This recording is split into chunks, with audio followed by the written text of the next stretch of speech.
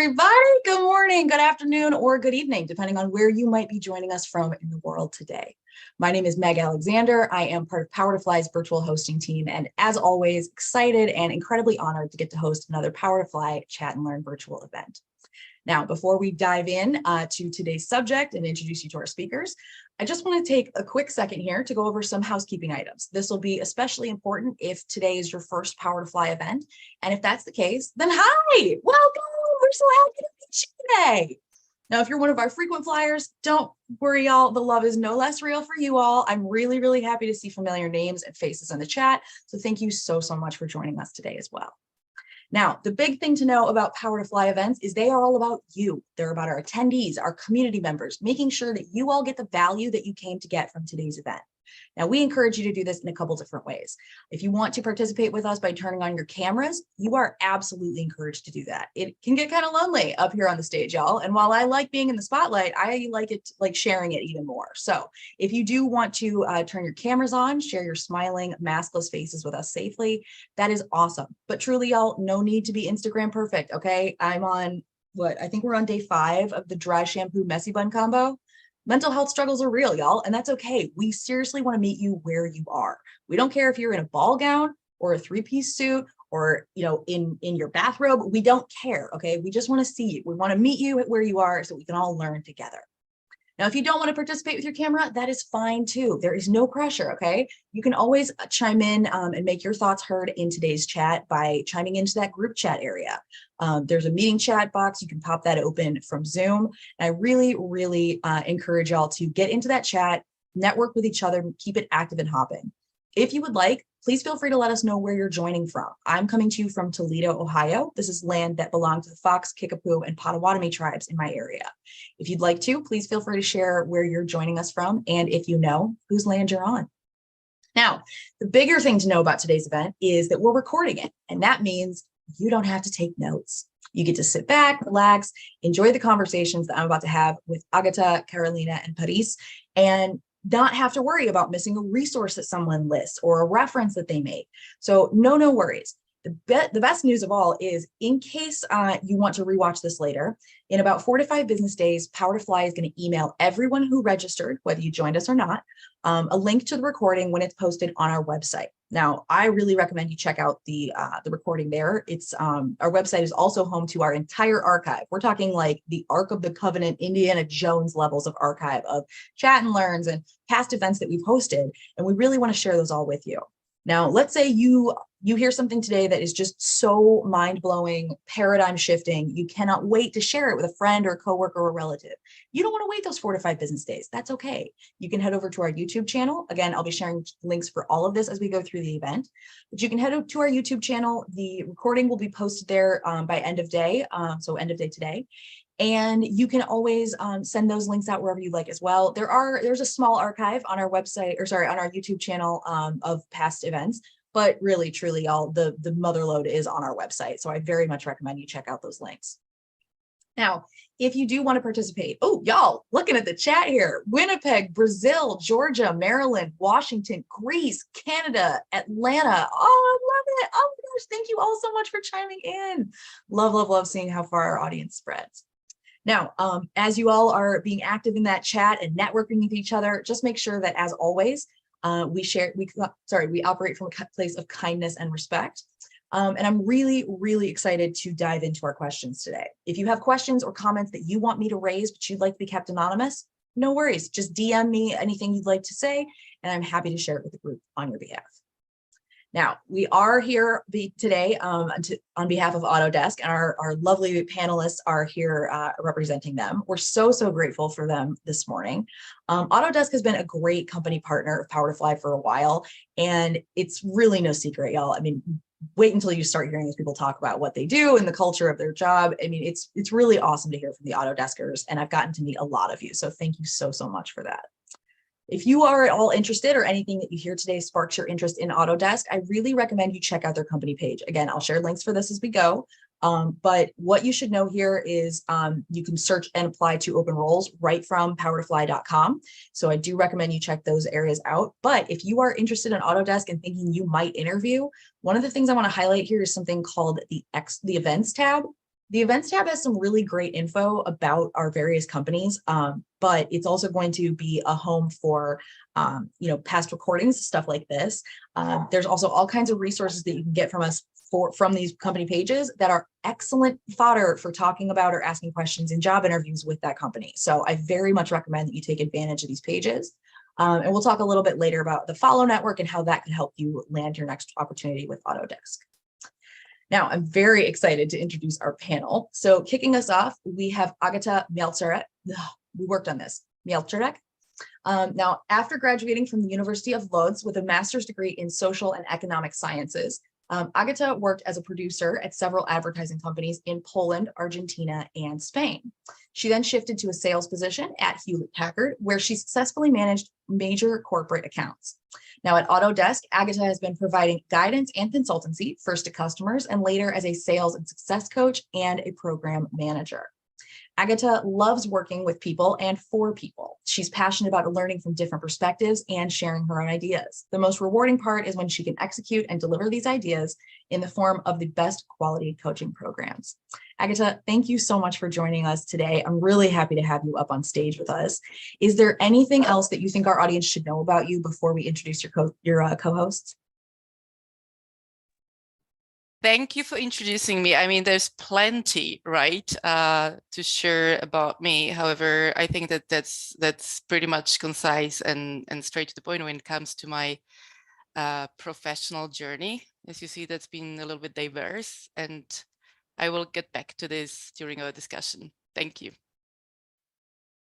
There we go. Awesome. Thank you, Agata. Now, joining Agata is going to be Carolina Sipán.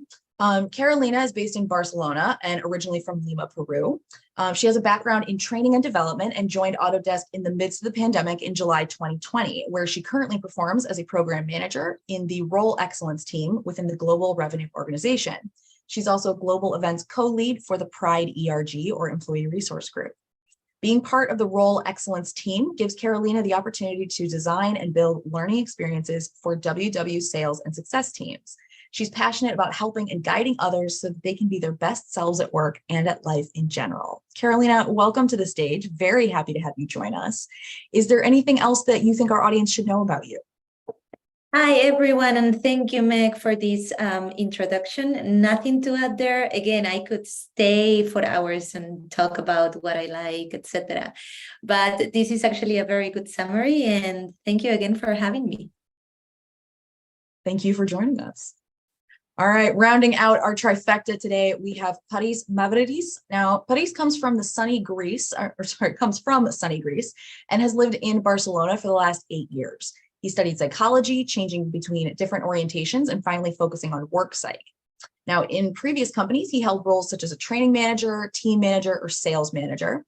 He currently works in Sales Help EMEA, so Europe, Middle East, and Africa, where he uses his skills to provide the best possible outcome for different stakeholders in the sales circle. Paris is open-minded and cheerful person who will always jump into new possibilities and opportunities, and we're very excited to welcome him to the stage. Paris, should our audience know anything about you before we dive into questions? No, I have to be honest that since I wrote this part, but maybe I kept it a bit too professional, and it's like I'm going to apply for a job. And no, I'm more a relaxed person. You shouldn't see it as CV. So yeah, I'm very happy to be here, and I really love the questions that you guys added. So I will try to answer as many as I can, based on all the background, the studies, the previous works, the previous roles. So going to make a very good summary about everything. But for the rest, I think this pretty much, it's a good summary of it. All right. Very excited to start diving in on these questions here. So let me bring myself up on stage too. There we go.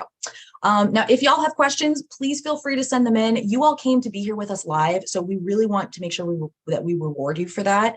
If you have questions that you would like to ask, please feel free, send them in the chat. If you asked a question at registration and you're not sure if we're going to get to it or not, ask it in the chat. If we're going over your question and you think that there's some more context, details that we should know to be able to give you a good answer, let us know in the chat. All right. You came here to be here and get that value. I want to make sure that you leave with it. So ask early, ask often. Okay. All right, so to get us started, obviously the subject matter of today's talk is communicating and creating boundaries at work. So I want to start with the ground rules. Why do you think it's essential to establish and maintain healthy boundaries at work, especially if you are one of those people who has a lot of demands on your plate, both personal and professional? Let's see, Agata, would you like to start us? Sure, I'll start. I'll kick off. So why? Essentially, the health is our priority. If we don't have this balance, right, we're not going to be successful either in professional or personal life. I've learned that, trust me, during my career and the whole life, to get the good rest, to take care of your health, to exercise, things like that, that we might push something, you know, on the side when you're busy, you know, the deadlines are chasing you, and then, you know, you just wake up one day and just realize I cannot, you know, continue anymore like this. We don't want to get there because we have to put our health in the first place. And mental health, really, it's not like, you know, it's our mental health or my physical health and some other health, and it's disconnected. It's all together, right? It's all integral. So we have to put ourselves first.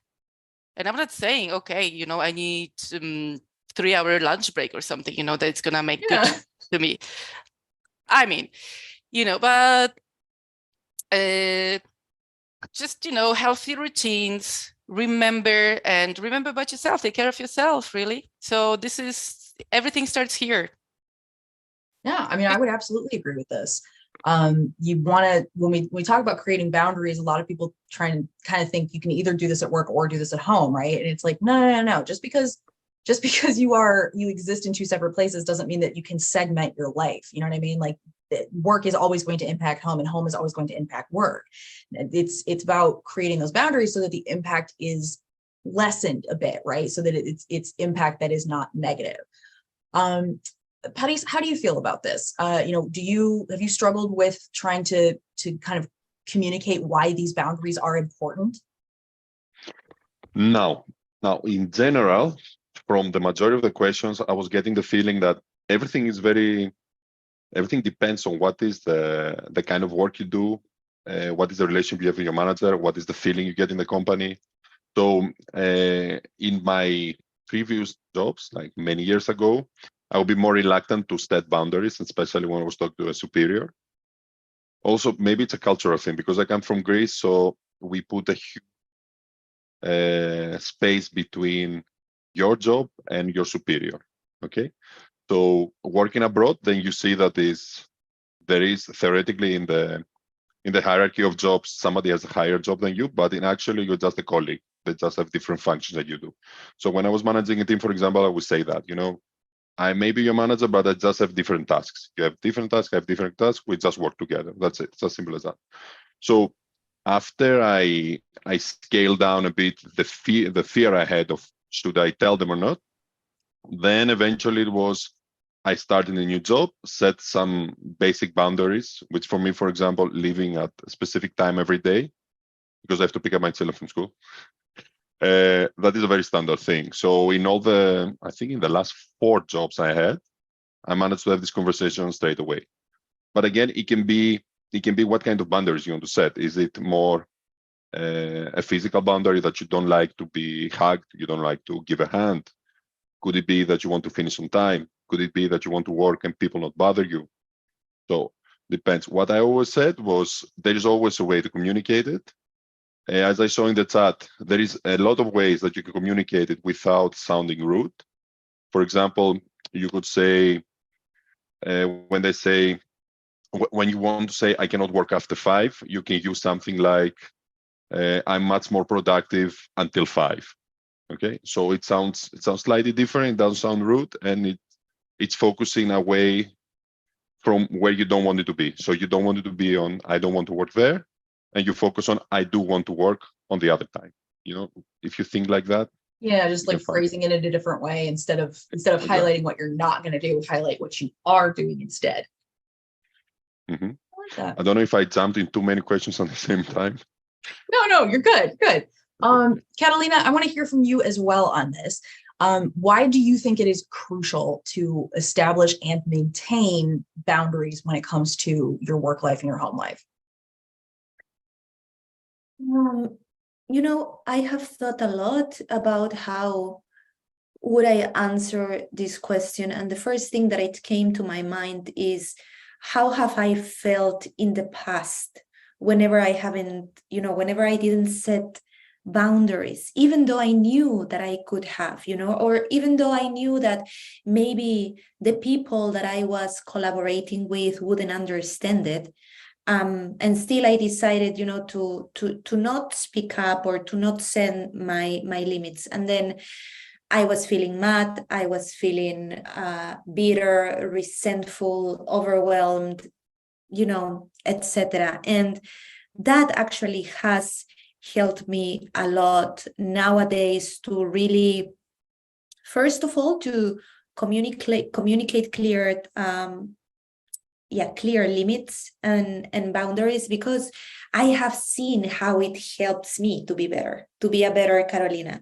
It has helped me to see how I can enjoy more of my career. How can I make it more joyful when I really set boundaries, independently on how sometimes colleagues or leadership take it. Setting boundaries, I think, as Agata said, everything starts with us. And if we know that we are doing the best that we can with the best that we have, you know that you are doing things right. So to me, that's why it's so important to set boundaries, because you are allowing yourself to give yourself what you need to be better, not only with yourself, but with others, with your colleagues, with your managers, with your friends, with your family, with your partners, etc. Yeah, I mean, I think that's a really good point, right? As you're talking and as you are all like kind of touching on this, it makes me realize that the specificity, right? Like trying to set and create and then maintain that boundary. These aren't things that people just do kind of on a whim, right? Usually these are set up because either something isn't working well or something is like one part of it's going well and some part of it's suffering, right? So I think it is really important that we not only recognize how kind of interconnected all of this is, but also realize that, the maintenance is just as important as the setting. And I think that that's something people forget, right? It feels, at least for me, it felt really, really, really weird to try and set boundaries to begin with. And then like the second anybody was like, okay, but like, could you just stay like another 5 minutes? I was like, yeah, okay, sure, fine, I can do this. Like, I think we definitely need to make sure that we're not losing sight of the maintain portion of this too, because setting them is great, but if you just set them up and then they get tipped over and you don't pick them back up again, then you wasted all that energy on nothing. Yes. Okay. The next question we got kind of is a good progression here. This person said, I find it very challenging to set boundaries in a team setting when I'm surrounded by folks who don't have any. I worry that it might hinder my career advancement. Could you provide any guidance on how to handle this scenario effectively? Okay, so let's talk about this. This person is in a team setting and no one around them has boundaries. Have you been in this position before? And if so, how did you handle it? Paris, you're nodding at me, so I'm going to call on you first. So, in general, with boundaries, I was focusing more on setting a clear organization of my schedule, my daily schedule, in any level, because I see some questions in chat when you're in starter level or junior level or senior level. So I would say, okay, this is my daily tasks. This is what I do. And then, for example, I would say from 2 to 4, I will not reply to anybody. Okay. Normally, if I explain it from the beginning, even my manager will understand. My manager will understand, okay, you focus more this hour, so we let you work. And then the other hours can be, you can get approached by people directly. You can get approached by Teams, Hangouts, whatever you guys use, And what else on that?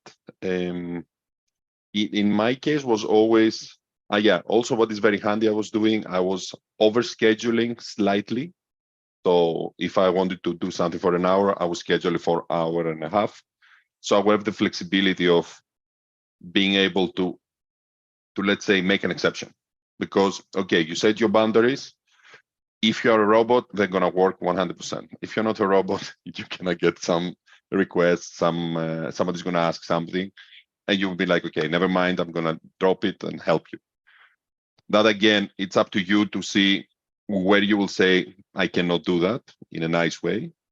But I can imagine that it's a bit more complicated when you have, I don't know, a director that comes to you that is higher than your manager, and the director thinks he's the number one person or she's the number one person in the company. So whatever they ask, you have to do. Still, there is some ways of going around it, but it gets a bit more complicated. You know? Like in your feelings, it gets more complicated. Normally, it should be, this is what I do this time. If you want to talk to me, come later. Okay. And again, I think my mentality now is based on a lot of years of building up confidence. Also, I'm 2 meters. I'm pretty big. So people are internally afraid fast enough.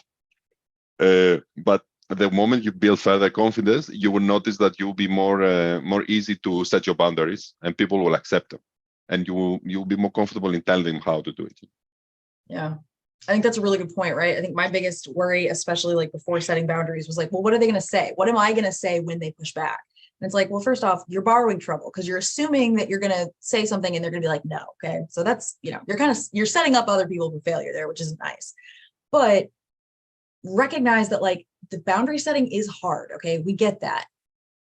But once you set it, yeah, you'll get pushback, but very, very, very infrequently are you going to be like, hey, here's my boundary. And the person's like, nope, well, can't do that. Like most of the time people are gonna be like, oh, okay, sure. Because you're communicating, you're saying, hey, here's my limit. So I think it's really important that we recognize like, yeah, it's hard to do this and have these conversations, but like, don't prepare for them, or at least don't be me and like wait to have the conversations because you're not sure how to answer the first pushback, right? Just assert the boundaries first. The rest we can figure out later. But like you have to make that first step and actually like saying, hey, here's the line in the sand. Because otherwise people are going to keep walking because there's no line because you never said, hey, there's a line, right?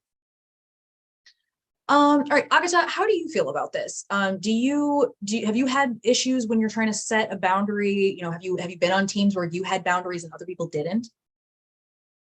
Yeah. What was that like for you? Many teams. Yeah, I tell you, there's so many different, aspects and topics about that. But I'm going to answer your question, maybe with an example. From my previous career path, I produced commercials.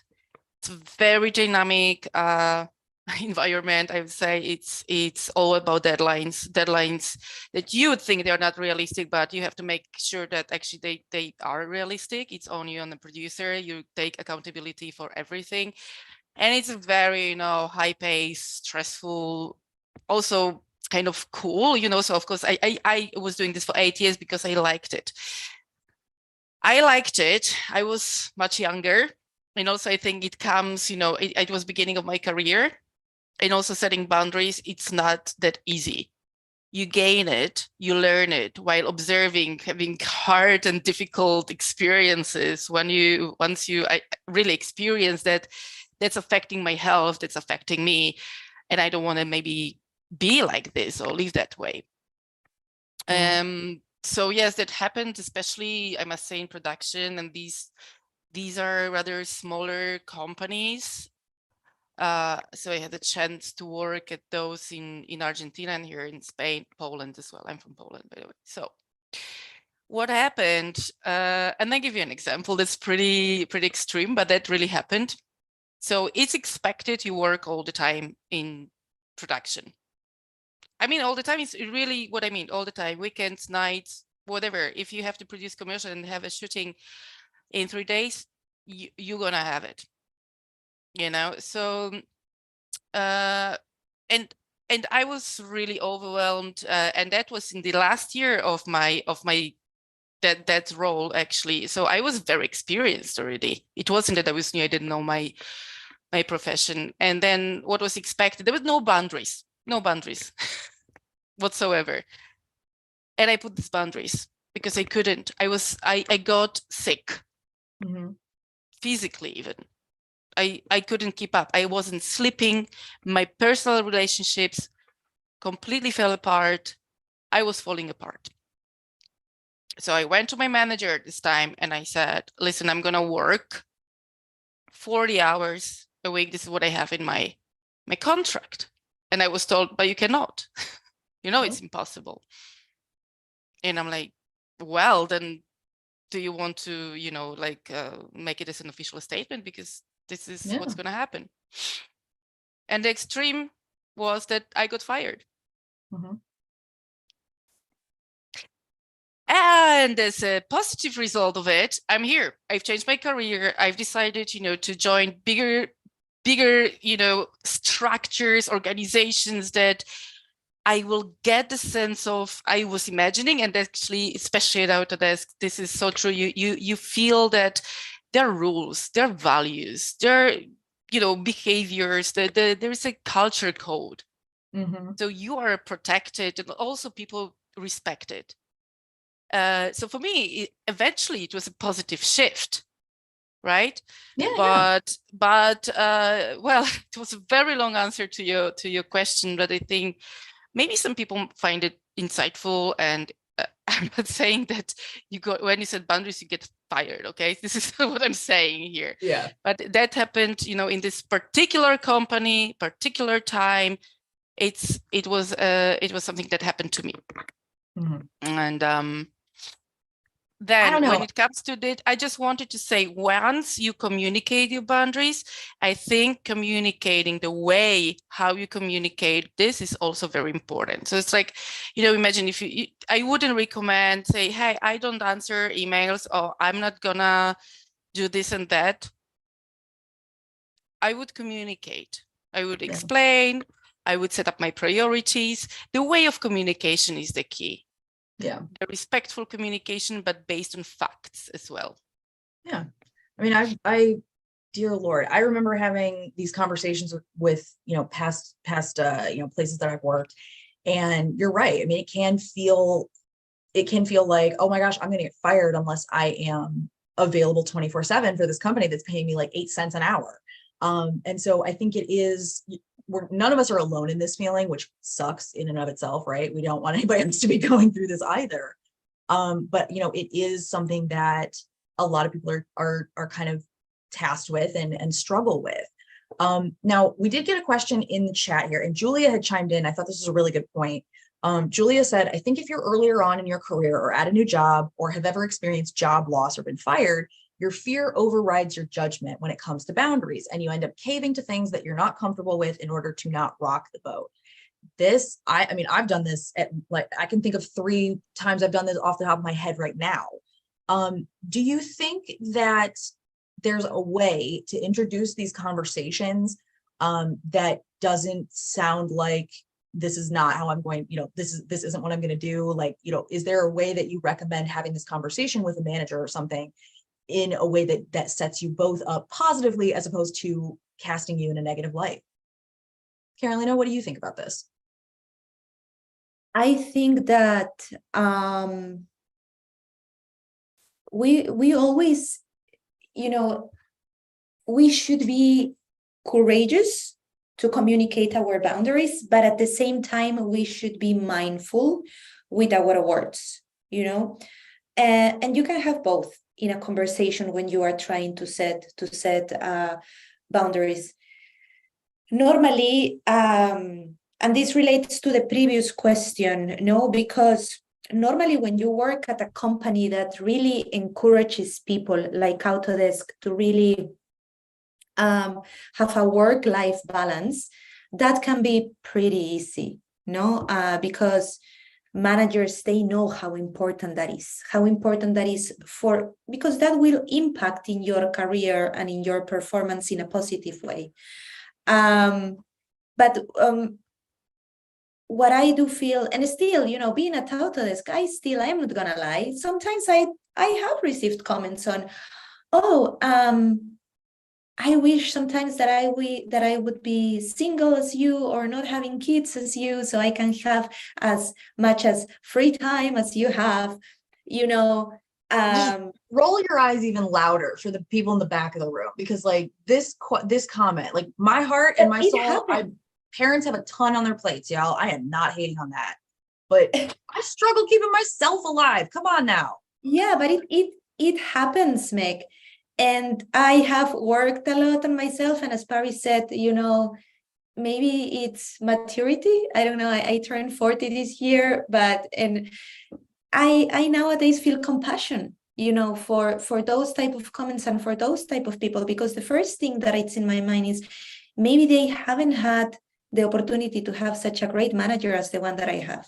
Or maybe there is something going on in their lives that it doesn't allow them to see that life can be so much more, than raising kids, that it's a super important part of life, yes, but that single women and men, we also have a life, and I love to exercise in the mornings. And my manager knows that, for example, from 7 a.m.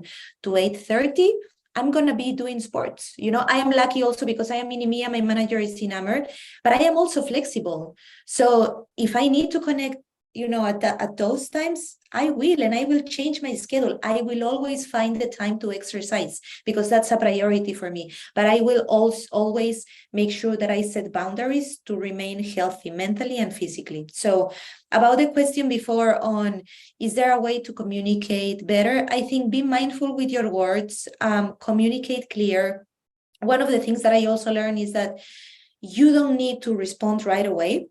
You can take your time and really decide what and how you are going to communicate, especially with leadership and with colleagues. If it's a project if it's your project, communicate the expectations, the goals, the objectives, in a smart way. And if it's a project if it's another person's project, communicate also clearly that, okay, yes, I'm able to help you on your project. So making sure that, you state that it's their project, my availability is this one, I can make it today. Sometimes we receive last minute requests, and sometimes we can be flexible, like, okay, yeah, I'm able to help you today, but for next times, please, I would thank you I would really appreciate if you can let me know, with more time. Because as you can see, I'm being flexible now, but this doesn't mean that I am going to be able to help you next time if this is not being informed with time. So yeah, that's a good one. Y'all remember that. Seriously, these are the times that I like bookmark to come back to for like later chats. Seriously, like if you're not being listened to, like pay attention to that. That's important. Mm-hmm. Yeah. Agata, oh, sorry, I didn't mean to interrupt you, Carolina. Please continue. No. That's all I had to say. Yes, no, I mean, I think this is a very good point, right? Julia and Mary are in the chat here doing the Lord's work, chiming in, saying it also seems like if you don't have kids, then you don't have a valid reason to set boundaries or to leave or finish work at a specific time every day. Yeah. This was flat out said to me and other younger employers at a past job, my boss, department, or other people that had kids, they would leave on time or early. And Mary said this happened to them too. Mary's a family caregiver and not a mother, but it's always, she doesn't have kids, so she's available 24/7. And I think this is also something that we want to be team players, right? And personally, I don't mind working late a couple times, or I don't mind, taking a holiday or something because you've got kids. And I don't have a tiny 6-year-old that still thinks that Santa is amazing. And so I don't need to support that. And that's fine. But it also is not something I'm going to do all of the time because the great scheduler in the sky can't get their act together. So, I think it is really important that we recognize it's not your work-life balance. It is not validated because you had kids. You had a life outside of work before you had kids. You'll have a life after the kids leave. So that life that everybody's doing needs to be the part that's respected, not just, oh, I'm a parent now, so for the next 30 years. Yeah, absolutely. And even if, I love this, one of our colleagues, Sophia, she told me once that, and she's a mom of 2 teenagers. And once she told me, you know what, Carolina, I like to see myself as different versions of myself. I am not only one version. I am Sophia, the mom, who sometimes set boundaries to being able to spend time with my kids. I am Sofia, the one that loves to ride her bicycle around Barcelona. And sometimes I say no to meetings because I really need to breathe fresh air and go out with my bicycle. I am the Sofia who stays with the cat sometimes. So we are different versions of ourselves. We shouldn't be judging one another because you have kids, you don't have kids. You study, you don't study. Like, we are different people, each of us with our own interests. So, yeah. Yeah, 100%. Okay, so let's talk about the team player conversation. We moved around this a little bit, but let's kind of put a point on it. How can you assert your boundaries without coming across as not being a team player? Now, Paris, you've given us a couple examples in this area of how you've done this. Agata, how about you? How have you set boundaries to make sure that, yes, you are self-advocating, but you're still a team player? This is what will support the team. Have you had any luck in doing this? Well, I tell you, because I don't have kids, so I don't mind. No, I'm kidding.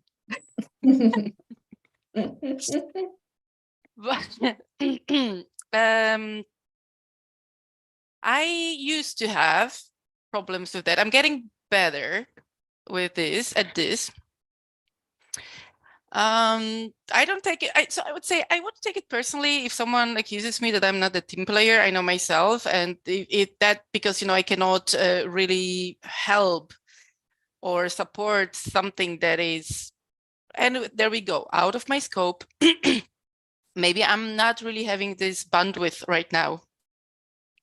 Right, and this is how we can communicate this. I have no boundaries. Boundaries, no. Bandwidth, it's not on my scope. Let's see, let's prioritize. Maybe it should be discussed on another level. It's not a pushback, but it's your situation. You are here to evaluate what you can do, right? If I can lean in and help, I don't have a problem with this. But if I cannot really, and I feel I don't have expertise, I would communicate this, and I am doing this now by using that communication, right? There's no capacity. And if that would be, for example, my manager, I would suggest that works. If you really want to have a strong message, you can even visualize it, help to visualize situation, like putting in a slide, for example, showing the timeline, the amount of tasks, the size of the project, is it realistic? And, once someone sees, it can be, a timeline, the Excel spreadsheet, whatever, but showing this and look, actually, this is the situation. So what we prioritize, is it realistic? Right? What's urgent? What can wait? So with manager, with whoever, I think being emotional, we are emotional creatures. It's great. But when it comes to this, it's great to stick to facts, to stay calm and really explain the situation. Why is that? Yeah. I hope that helps. Yeah, I think so. Absolutely. Okay, so we've talked about, a couple different ways to try and set these boundaries. We've also talked about, effective communication. Obviously, it's important not just to have these things modeled for you, right? To see your management, following the same processes and that kind of thing. What do you recommend for people who are, just new to the company? Like, you don't have any tenure here. You don't have a track record to lean on and say, look, I've done all of this positive work, but here's where I need to draw the line. What has this been like for y'all if you've tried to do this? Carolina, do you want to start us? Yes. It has not been easy, definitely. When I was starting my career, I would say, oh yeah, I was confident. I was as confident as I am today with setting boundaries. It was not, definitely. But I think that what it helped me is that I was okay with making mistakes in the sense of saying no. I think, never been afraid in the sense of like, oh, Carolina, like you are such a you are such a bad team player, or you are not doing your job right. Because I feel that I've always been coachable. So eventually when I was saying no and suddenly I was receiving those comments, or sometimes you receive comments like, but you're just starting, this is what you should do. Like, you should quit to things. Like, you have to earn it. You have to you have to earn it. And then I will be open to be like, okay, so what do you recommend me to do? Like, how could I be better? But my recommendation based on what I didn't do is to really talk and try to have a conversation, a clear conversation. I know it's not going to be easy, especially for someone that is just starting their career. But to all of these people, know that nowadays companies do value, like, the fact that you have a life outside work, do value that you have hobbies, do value that you are healthy here. So if you really transmit that from the very beginning, what it's important for you, either, doing exercise, yoga, hiking, rest at home, gardening, etc. If you communicate that from the beginning, I think the sooner your manager or your employer knows about that, the better, because that will also help you to identify if that company values a work-life balance. It's normally during the interviews or during the first weeks, normally during the interviews, that you already know. But still, if you lack that information during the interviews, during the first weeks or month, you will know, and you will be able also to know, am I at the right place? Is this something that it's very important for me, and that can I change it? If I cannot change it, maybe I should look for other opportunities. If I feel that I can change it and I can be open to talk with my manager, then let's give it more time, But yeah, I think courage, be open. Remember that you are young, that this is not going to be most probably your last job. Life is full of opportunities, and be open to be honest and courageous. I like that. We did have more chime-ins from the chat thread. Julia is clearly coming for my job here, dropping some amazing truth bombs. Julia typed in saying, use this as a line. This job affords me the ability to pay for my life, a job that is an exchange of work for money. I don't owe you my entire life or all of my free time. Good day. Like, truly, because when you think about it, right, we're setting up these boundaries because we're trying to identify what we can do to put ourselves in the best possible position, right? Which seems real selfish until you realize we're trying to put ourselves in the best possible position to bring all of our efforts to work, right? So ideally, if you are explaining this to the right people and you're communicating this properly, what you're saying is, these are the things that I need and able to give you my best possible work product. This honestly, this conversation is kind of great. My husband is actually at work right now having an accommodations meeting for his FMLA stuff. So like, we've been talking about this for like 4 days straight. So today's event could not come at a better time. But truly, like, it really does come down to, these are the things I need to do to keep myself at peak so that I can perform well at my job. You're not communicating boundaries as a battering ram, right? Boundaries are a shield. They are something that governs your behavior and puts like kind of guardrails on it so that you can do what you need to do. Paris, how about you? Do you see this in the same light? Have you, what have you done if you've communicated a boundary and you've been come up against somebody who's like, no? No, I was thinking several scenarios, because I was thinking, because we work in Europe, and let's be honest, in the United States, for some reason, the working conditions are in a past level that were in Europe at some point, like in European 70s or something. So anyway, I was thinking, bravo. Sorry, my daughter's here. So I was thinking, what experience did I have that was the closest to what you guys experienced? Now, in general, I will start with what I do now, because I also said respect, it needs to be earned or it needs to be given. So what I do is, when I start a new job, I give, let's say, the extra mile, especially for the trial period. And then after the trial period, when I already established the way that I will do the extra. If you ask me, I will do it. Here is my boundaries. Okay.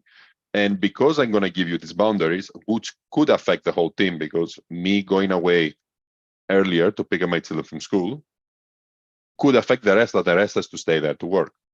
So I say, okay, I take this time earlier, but then whatever you guys need, I can do it for you. So it's like I take something and I give something back. Θα σου φέρω, Ariel, θα σου φέρω. Πάνε μέσα. Μιλάω. Θα σου βάλω σε λίγο. Σε λίγο. Καλά, βάλε μόνη σου, άντε. Θα σου βάλω σε λίγο.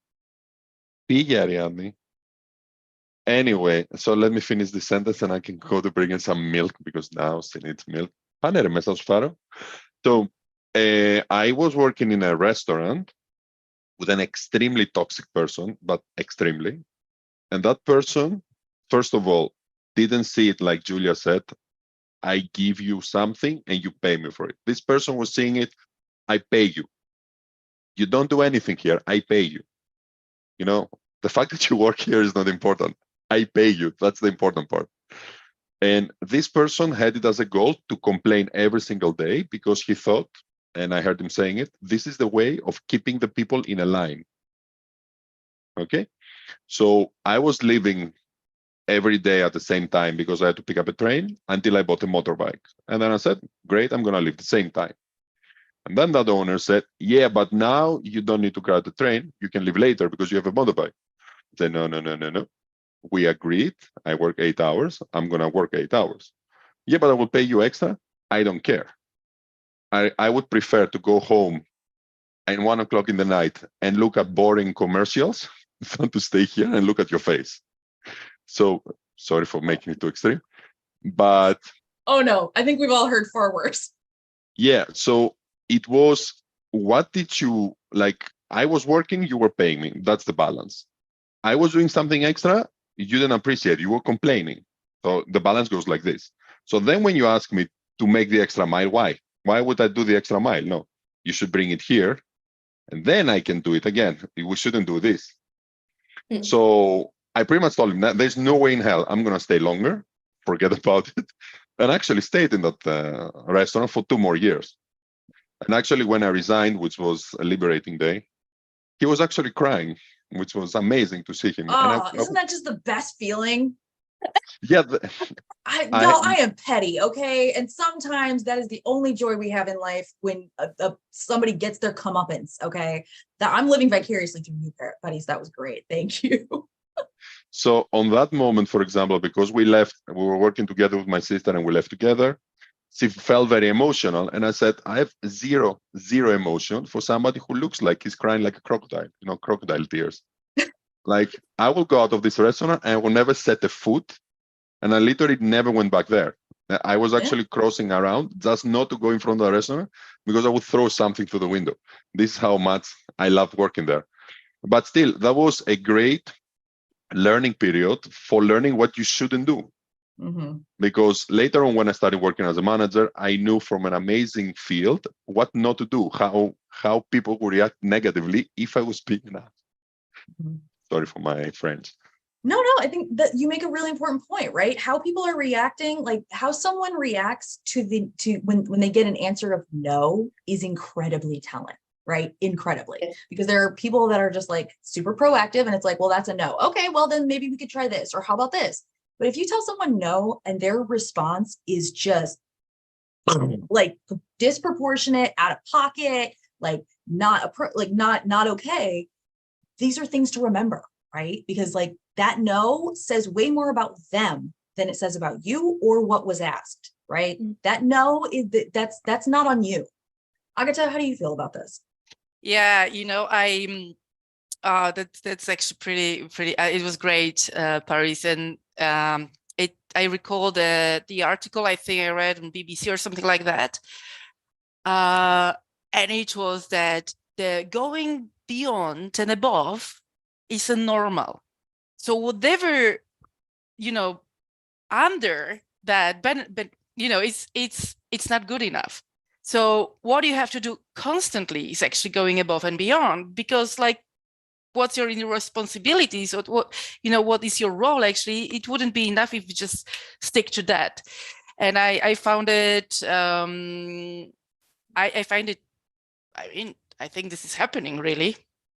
The expectation is like, yeah, you're always there 100%. No, 100% is not enough. I just mentioned it's like 300%. You want to, I'm talking general, right? So therefore it's so important that the company, your manager, they respect that your 100% is enough. And when you really go beyond and above, so this is the real beyond and above. Mm-hmm. It's I've experienced that, and not once, that it wasn't enough. And I'm coming from my first experience, it was in production, so these are like the ways of work. And sometimes, I'm used to it, and it shouldn't be like that, but this is how it started, because I always had to go above and beyond. So for me, it's like normal, but it shouldn't be normal, you see. So yeah. I would find it tricky in a system in general. Yeah, absolutely agreed. Okay, we probably have time for like one more question here. This one, okay, this is a really good question. Apologies, we didn't prep you for this one. It came in from the chat. But this person says, with the current job market, many employers are taking advantage of the IT's teams to work more. How do you recommend working through this time? For those that have been laid off, that have finally landed a job, the fear of not doing enough and always being available can, make them leave those boundaries by the wayside. So let's talk about it. If you are in a position where, the IT industry right now has been going through a lot of layoffs, or a lot of, kind of like fits and starts sort of thing, how do you recommend people maintain these boundaries during that time? As we all know, like there are times where you might have to bend or break a boundary, but how would you recommend people handle this right now? Yeah, go Paris. Head for it. So I was thinking what you could do is that you can word it. Let's say you word some boundaries in a certain way that shows that you were highly effective in these specific times, and in this type of work, or in this kind of behavior, and like that you were working much better. So you could say, for example, I understand that I have to be here the whole day, and in my previous work I was actually working these hours, and I was extremely effective in the midday hours. And then I noticed that in the afternoon the sun goes down, my mind starts wandering, so I don't give my best. So my work could be less of perfect if we do that. So what if we put a schedule that I can give you 100% or whatever, I can do the extra mile, I can give 120% in these hours, and the rest I'm always in a, let's say in how do you call it, in a fallback. Like if you need something on the last moment, I can help out, but you shouldn't count too much on it, because you're not going to get good results. There is maybe like that is a way. Carolina, how do you feel about this? Yeah, that's a tricky one, because I try to put myself in these people's shoes, and it's definitely difficult, knowing that how the market is, but knowing that at the same time you have to pay your bills, you have responsibilities, and not knowing how to set boundaries, right? I think the best you can do for yourself and for the ones that are around you is identify what it makes you feel better first, as a person, as an individual, no? As I was saying before, exercise or go for a walk, then look at your agenda. Sometimes it's kind of hard to think that, I have to look at my agenda, but it really helps a lot to see, on a Sunday, sometimes on a Sunday night, I do look at my agenda sometimes. And I'm like, okay, how my week looks like, like, do I have a meeting in a Monday morning? Do I have a meeting in the afternoon? Okay, how am I going to accommodate my free time? How am I going to accommodate my exercise routine or cooking that it's super important for me also? How am I going to accommodate that? And in the case of seeing that you don't have time for anything that makes you feel good, it is always okay to call that out. I think it's super important to work in the fact of being okay with the fact that others might be uncomfortable with your boundaries. That's super important. The fact that the market is difficult, or or several IT companies have been letting go other people, that doesn't mean that you cannot set your boundaries. But at the same time, showing that you are there for your team, showing that you want to help, but also reinforcing the message that what you need, and the why. Yeah, I would like on Tuesday, I've seen that we have like a full agenda. I would like, since on Tuesday I'm not going to be able to spend time with my kids or to do exercise or to be with my partner on Wednesday, I would like to dedicate 1 extra hour to this or that. Communicate it, like at least try it. Because if you don't do it, then you are never going to know if it's possible or not. You are never going to know if you are in the right job for you or not, and you are never going to know if you need to look for other opportunities. May I add something quickly to I think it's an excellent, and it's really, real life situation question at this very moment. So how I would approach this in my power that of course I would have in the company, I would try to be strategic about myself and about my role. So I would like to understand an answer to myself, maybe together with the manager, like to how we can identify maximize my input without crossing the boundaries. So it's not related really. So, what I'm bringing to the company, the value you're bringing to the company, that's important. So be strategic about this. Okay, just think through your role. How the company, it's all about the, it's business, right? It's work in the end. Like we need, of course, this is super important, but like think about, systematically how you can contribute.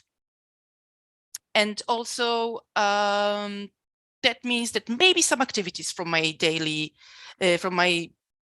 routine, they're not bringing that value. Maybe we could replace it with, like have this discussion with your manager. It's not only about you, it's about the team itself. Don't forget that, at least I'm talking about the Autodesk. It's always about the team, So you want to make sure that, this is great. This is what we want to do. And then adjust to that bigger plan. And I think it makes me feeling good about myself and my work, because that's effective. So that would be my. People are chiming in the chat here. Really, just agreeing with you. You are always going to be your best advocate, right? Like nobody is going to care as much about your career as you do, which is important to know, important to remember. But absolutely, something that it deserves to be made a priority. It really does, and it absolutely helps you get better ideas and better handle on what might be working for you and what might not be working. So yeah, thank you, Agata, for sharing that. All right, the time always goes way too fast, but I do want to take a second here to highlight Autodesk again. We had asked a couple questions of our panelists here about how they would describe the culture, their favorite part about working at Autodesk, as well as their top tips. I do just want to say a big thank you to each of our co-hosts here today, Paris, Carolina, and Agata. Thank you all so much. It's obvious that the Autodeskers are fabulous, but the prep work that y'all put into this behind the scenes, as well as taking time out of your day to be here with us. I know y'all are almost done with your day, so we really, really appreciate it. Thank you to each of you for joining us today, and I really hope that we get to do this again soon. Thank you, everyone, for your time. Thank you. It was great. I hope you found it useful and insightful. Yeah. Good stuff. Well, based on the chat activity, I think they probably all had a pretty good job or good time today. There's a bunch of people in the chat weighing in as well. So huge thanks to our audience members as well.